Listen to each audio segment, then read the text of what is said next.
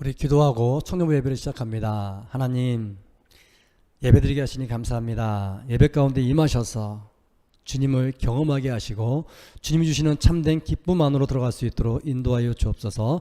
예수님의 이름으로 기도드립니다. 아멘. 오늘 계신 하나님 말씀은 누가복음 4장 14절에서 30절 말씀입니다. 우리 신앙강해사 22절까지 봉독합니다. 예수께서 성령의 능력으로 갈릴리에 들어가시니 그 소문이 사방에 퍼졌고 친히 그 여러 회당에서 가르치심에 뭇사람에게 친송을 받으시더라. 예수께서 그 자라신 곳 나사렛에 이르사 안식일에 늘 하시던 대로 회당에 들어가사 성경을 읽으려고 서심에 선지자 이사야의 글을 드리거늘 책을 펴서 이렇게 기록된 데를 찾으시니 곧 주의 성령이 내게 임하셨으니 이는 가난한 자에게 복음을 전하게 하시려고 내게 기름을 부으사 나를 보내사 포로된 자에게 자유를 눈먼 자에게 다시 보게 함을 전파하며 눌린 자를 자유롭게 하고 주의 은혜를 전파하게 하려 하심이라 하였더라. 책을 덮어 그 맡은 자에게 주시고 앉으시니 회당에 있는 자들이 다 주목하여 보더라. 이에 예수께서 그들에게 말씀하시되 이 글이 오늘 너희에게 응하였느니라 하시니 그들이 다 그를 증언하고 그 입으로 나오는 바 은혜로운 말을 놀랍게 여겨 이르되 이 사람이 요셉의 아들이 아니냐. 아멘. 할렐루야. 오늘도 예배 가운데 나오신 우리 청년 여러분들을 주님의 이름으로 사랑하고 축복합니다. 오늘은 복음은 믿음을 만나야 합니다. 복음은 믿음을 만나야 합니다라는 제목으로 하나님께서 우리 청년들에게 주시는 말씀을 선포하도록 하겠습니다. 요즘 목사님 주변에 사는 게 참 힘들다, 답답하고 우울하다라고 말하는 사람들이 생각보다 참 많아졌습니다. 코로나가 거의 1년이 다 돼가고 그럼에도 점점 더 심해지다 보니 이제 마음껏 일하지도 다니지도 반가운 사람들과 함께 만나 수다 떠는 것도 힘들어지는 데다 폭설과 강추위까지 계속되다 보니 너무 지쳐가고 있는 것 같습니다. 충분히 그럴 만합니다. 그런데 청년 여러분, 우리가 잘 느끼지 못해서 그렇지 사실은 대부분의 사람들의 다소의 차이가 있을 뿐 모두가 그런 답답함, 어찌할 수 없는 제약 속에서 살아가고 있습니다. 그럼에도 그런 생활이 너무 오래돼서 잘 느끼지 못하는 사람부터 큰 문제가 아니라고 그러려니 하는 사람, 아님 나는 왜 이렇지라고 원망하는 사람, 또 체념하는 사람, 그리고 그럼에도 이를 극복하기 위해 발버둥 치는 사람까지 참 다양한 방법으로 살아갑니다. 어쨌든 이러한 삶은 우리가 원하는 거나 우리의 것이 아니기 때문에 우리에겐 고통이고 답답함이며 억울함인 것입니다. 하지만 실망하지 마십시오. 예수님은 우리의 이런 어두움과 답답함을 해결해 주시기 위해서 이 땅에 오셨습니다. 예수님은 광야에서 40일 동안 금식 기도하며 성령으로 충만해지신 후에 회당을 다니시며 자신이 누구이시고 왜 이 땅에 오셨는지를 말씀을 들어 선포하셨습니다. 또 말씀을 듣는 사람들마다 그 말씀과 권위에 감동받으며 예수님을 인정하기 시작했고 칭송하기 시작했지요. 이제 드디어 그 예수님이 자신의 고향 나사렛 회당에 오셔서 똑같이 말씀을 선포하십니다. 그곳은 예수님이 가장 아는 사람이 많고 사랑하는 사람이 많고 애착이 가는 곳입니다. 그래서 더 절실할 것입니다. 오늘 이사야 61장 1, 2절 말씀을 인용한 18절, 19절 말씀으로 자신이 누군지 선포하십니다. 우리 같이 읽어보겠습니다. 주의 성령이 내게 임하셨으니 이는 가난한 자에게 복음을 전하게 하시려고 내게 기름을 부으시고 나를 보내사 포로된 자에게 자유를 눈먼 자에게 다시 보게 함을 전파하며 눌린 자를 자유롭게 하고 주의 은혜의 해를 전파하게 하려 하심이라 하였더라. 이 말씀을 하시고 이 글이 오늘 너희 귀에 응하였느니라 라고 말씀하십니다. 19절의 은혜의 해는 이스라엘 사람들에게 50년마다 주어지는 희년을 이야기합니다. 레위기 25장에 보면 하나님은 가나안 땅에 들어가 이스라엘 사람들에게 골고루 땅을 분배해 준 후에 이 땅은 팔지 말고 자손들에게 대대로 물려주라 이렇게 말씀하셨습니다. 하지만 인생이라는 게 어찌 뜻대로만 되겠습니까? 때로는 하는 일이 망하기도 하고요. 몸이 너무 아파서 빚을 지느라 남의 집 하인이 되기도 하고 심지어 노예로 전락하는 그런 일도 생겨났습니다. 이렇게 한번 나락으로 떨어진 사람들의 인생은 희망이 보이지 않았고요. 참으로 비참했습니다. 가난이 대문인 되었습니다. 그러므로 하나님께서는 50년마다 희년이라 해서 다시 땅의 주인이 되고 회복하는 그런 날을 지정해 주셨습니다. 희년이 되면 각자의 고향으로 돌아가 잃었던 땅을 되찾는 회복이 주어지는 기쁨의 날, 자유의 날이 되는 것입니다. 하지만 이 땅엔 이스라엘 사람들만 있는 것이 아니지요. 땅과 기업을 잃어버리는 경제적인 어려움만 있는 것이 아닙니다. 수많은 어려움이 우리를 힘들게 합니다. 그러므로 하나님께서는 예수님을 이 땅에 보내셔서 가난과 질병과 고난과 답답함에 묶여있는 수많은 사람들을 회복시키는 희년과 같은 기쁨을 주기 위해 이 땅에 오셨습니다. 그러므로 예수님을 복음, 기쁜 소식이라고도 말하는 것입니다. 예수님은 구체적으로 어떠한 자유와 회복을 주셨을까요? 오늘 18절 말씀을 통해 살펴보면 첫 번째는 가난한 자가 영육간에 부유하게 됩니다. 여기서 가난은 경제적인 가난과 영적인 가난을 이야기합니다. 1885년에 언더우드 선교사가 우리나라에 왔을 때 우리나라가 얼마나 가난하고 수요와 도박 등 사람들의 삶이 엉망이었는지 이 민족은 미래가 보이지 않습니다 라고 이야기했습니다. 하지만 그럼에도 믿음으로 말씀을 선포했을 때, 예수님을 알게 했을 때 사람들이 절망 속에서 소망을 갖게 되었습니다. 말씀대로 사람들이 순종하며 믿음으로 풍요한 미래를 그리기 시작했고요. 열심히 일하기 시작했습니다. 삶의 태도가 바뀌었습니다. 오늘날 경제적인 대국을 이루어냈습니다. 또 영적인 가난에 묶인 사람들이 많지요. 하나님만이 채워줄 수 있는 공간이 있습니다. 그 공간이 비어있을 땐 허무와 허전함으로 갈급함으로 힘들어지는 것입니다. 사람들이 이를 채우기 위해서 쾌락과 마약과 돈 버는 일 여러 가지 일로 대체해봤지만 채울 수가 없습니다. 오직 예수님만이 채워지는 그 부유함을 누리게 할 수 있다는 것입니다. 두 번째는 포로된 자가 자유하게 됩니다. 포로란 내 맘대로 내 뜻대로 할 수 없는 자지요. 대표적으로 중독된 사람을 이야기합니다. 요즘 많은 사람들이 커피, 술, 담배, 게임, 스마트폰 등등의 포로가 됩니다. 포로된 자들은 스스로 자신을 구원할 수가 없습니다. 결국은 자신의 인생뿐만 아니라 가까운 사랑하는 자들까지 아픔을 겪게 만듭니다. 예수님이 이 포로된 자를 구원할 수 있다는 것이지요. 세 번째는 눈먼 자가 다시 보게 됩니다. 여기서도 눈먼 자는 시각장애인과 영적인 세계를 보지 못하는 사람을 이야기합니다. 실제로 예수님은 시각장애인 같은 자들을 치료하기도 하셨고요. 또 영적인 세계를 모르고 이 땅이 다라고 믿기 때문에 올바른 가치관, 올바른 꿈을 꾸지 못하는 사람, 그런 사람들에게 영원한 세계가 있다는 것을 깨닫게 함으로 인해서 누구를 믿고 어떻게 살아야 하는지를 깨닫게 만드시는 분이 주님이신 것입니다. 네 번째는 눌린 자가 자유하게 됩니다. 많은 사람들이 눈에 보이지 않지만 무엇인가에 눌린 채로 억압된 채로 살아가고 있습니다. 상처, 스트레스 증후군, 공황장애 같이 두려움과 공포에 떠는 자들이 너무나 많습니다.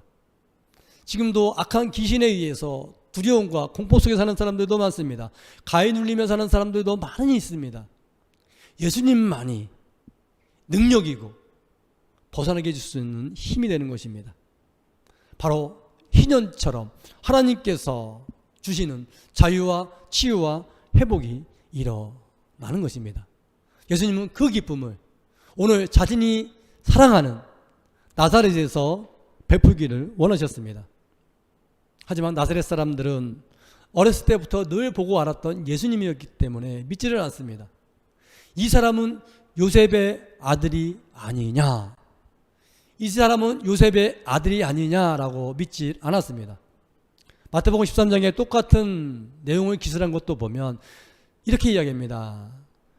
이는 그 목수의 아들이 아니냐, 그 어머니는 마리아가 아니냐, 그의 형제는 야고보, 요셉, 시몬, 유다라 하지 않느냐, 그의 누이들이 우리 옆에 있지 아니하냐, 우리가 그가 누군지 알고 있는데 그가 어떻게 메시아가 될 수 있겠느냐, 예수님을 배척했습니다. 그래서 오늘 예수님은 25절에서부터 27절까지 이렇게 말씀합니다. 같이 읽어봅니다. 내가 참으로 너에게 이르노니 엘리야 시대에 하늘이 3년 6개월간 닫히어 온 땅에 큰 흉년이 들었을 때에 이스라엘에 많은 과부가 있었으되 엘리야가 그중 한 사람에게도 보내심을 받지 아니하고 오직 시돈 땅에 있는 사렙다의 한 과부에게 뿐이었으며 또 선지자 엘리사 때에 이스라엘에 많은 나병 환자가 있었으되 그 중에 한 사람도 깨끗함을 얻지 못하고 오직 수리아 사람 나아만 뿐이었느니라. 무슨 말씀입니까? 사렙다 과부와 나아만은 이스라엘 사람들이 그토록 무시하고 경멸하던 이방인이었습니다. 그들은 믿음으로 자신들의 문제를 해결받았습니다.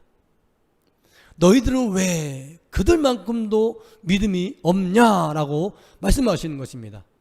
믿음이 있는 자들만이 이 기쁜 소식의 주인공이 될 수 있다라고 말씀하시는 것입니다. 이 말씀은 오늘날 저와 여러분들 현실에 동일하게 적용해 보면 예수님이 전능자시고 좋은 것들을 주시려고 해도 우리에게 믿음이 없다면 아무런 소용도 유익도 없다라는 말씀인 것입니다. 실제로 예수님은 고향 땅에서 사람들이 믿지 않음으로 인해서 많은 능력을 행하지 않으셨습니다. 복음이신 예수님은 믿음이란 매개체를 만나야만 그 예수님의 놀라운 변화 그리고 성취의 기쁨을 맛볼 수 있다는 것입니다. 그러므로 우린 한 가지를 만드는데, 지키는데 집중해야 합니다.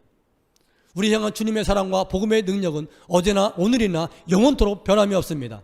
우리가 믿음을 준비할 때 그 주님의 능력을 우리 삶에 나타낼 수 있다는 것입니다. 여러분, 오직 믿음만이 능력임을 믿으시기를 축복합니다.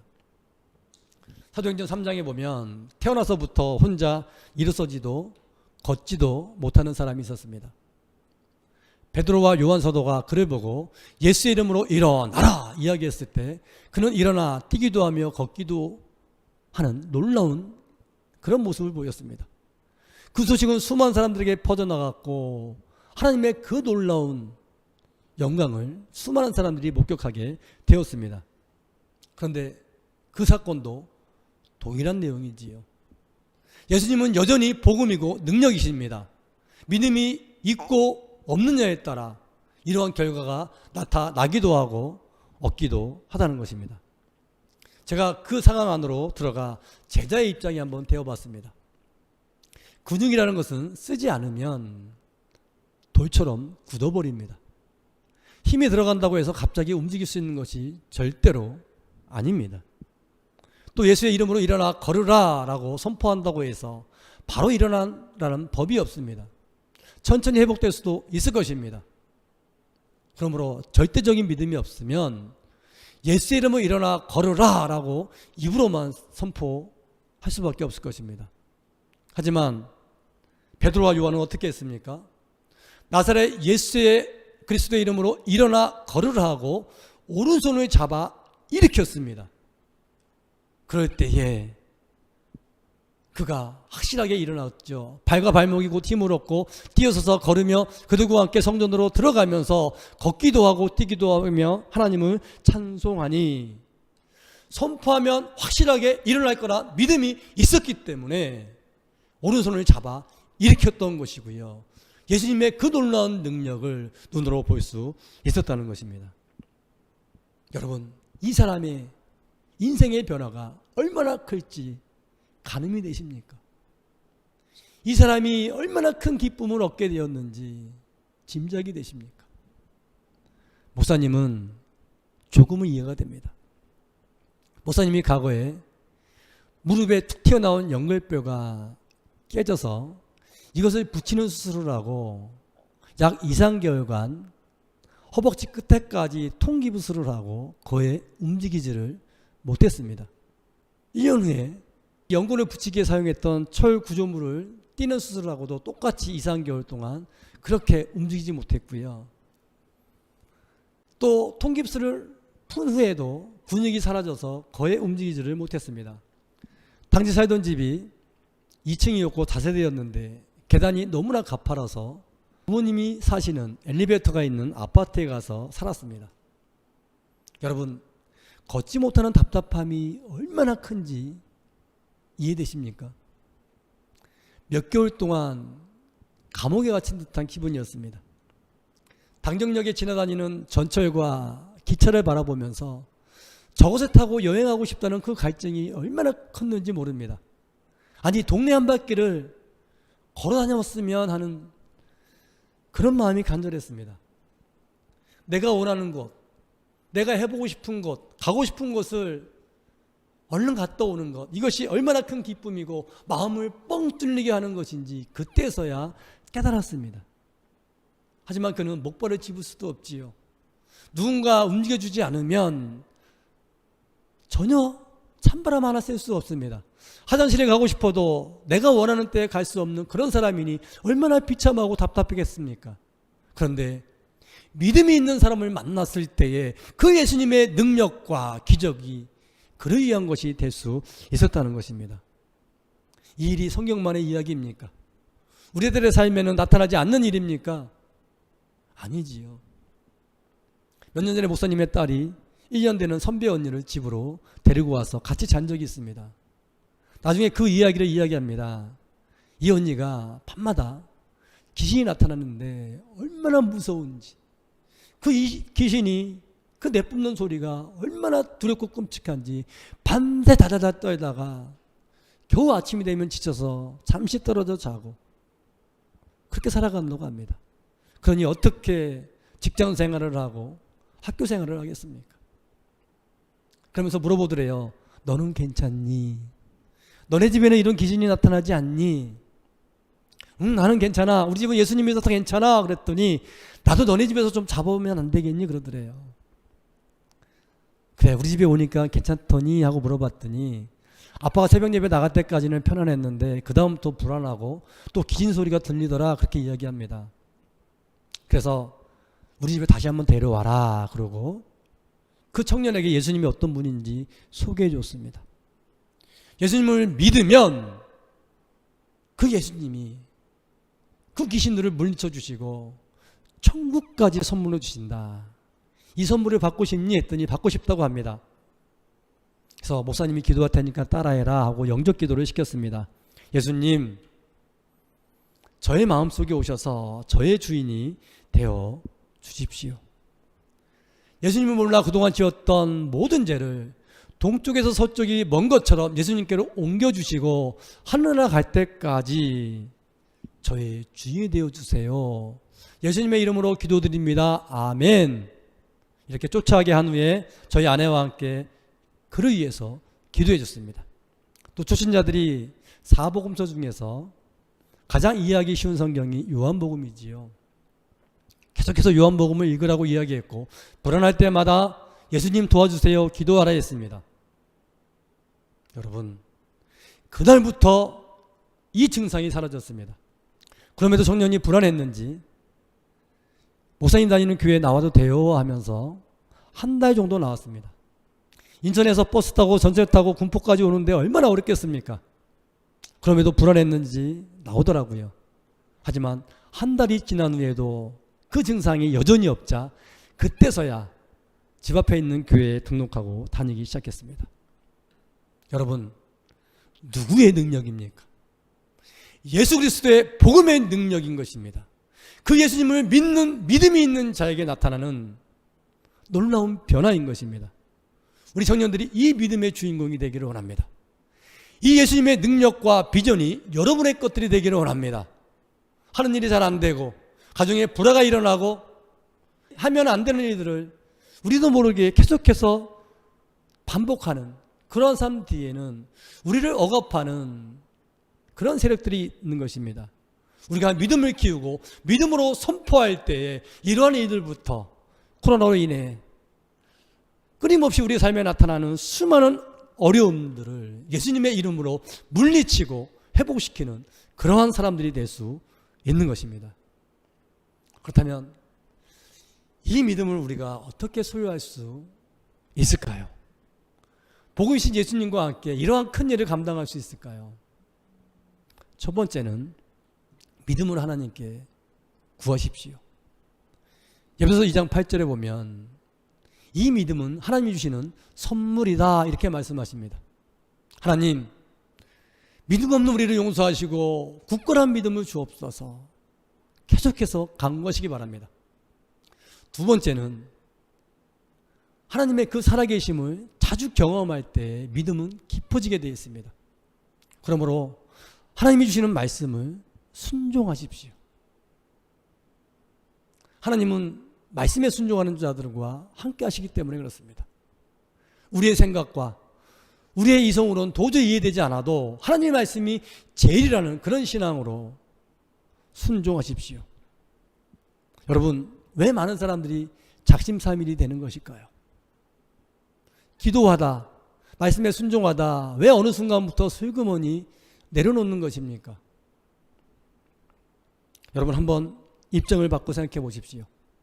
믿음을 인정하시는 분, 평가하시는 분은 우리의 하나님이십니다. 여러분 친구 중에 누군가 거짓말을 잘하는 친구가 있다고 생각해 봅시다. 그 친구가 이제 나 거짓말 안 하겠다고 결심을 했다고 해서 일주일 동안 거짓말 안 했다고 해서 한 달 동안 거짓말 안 했다고 해서 그를 진실한 사람이라고 인정할 수 있습니까? 아니지요. 우리도 진실된 삶의 변화를 인정하는 데까지는 시간과 단계가 필요한 것입니다. 믿음의 선진인 아브라함도 성경엔 그의 일생을 압축해서 짧게 나타내서 그렇지 그의 삶 안으로 들어가 보면 말씀대로 살겠다고 하였지만 수시로 넘어지고 흔들리고 갈등하는 시행착오를 겪었습니다. 그럼에도 끊임없이 그를 한결같이 지켜주시는 그 주님을 경험했을 때에 비로소 누구나 인정할 수 있는 믿음의 사람이 되었다는 것입니다. 그러므로 저 여러분들도 말씀대로 사는데 실패하고 넘어지고 흔들릴지라도 순종하고 또 순종하셔서 변함없이 신실하신 그 예수님과 복음의 능력을 확신하는 데까지 나아가야 하는 것입니다. 그럴 때에 여러분 자신들의 삶은 물론이요, 베드로와 요한처럼 사는 게 힘들다, 왜 이렇게 답답하고 우울할까라고 말하는 그 사람들의 그 억울함과 답답함까지도 예수의 이름으로 물리쳐 주시는 주님의 능력의 주인공이 될 수 있을 것입니다.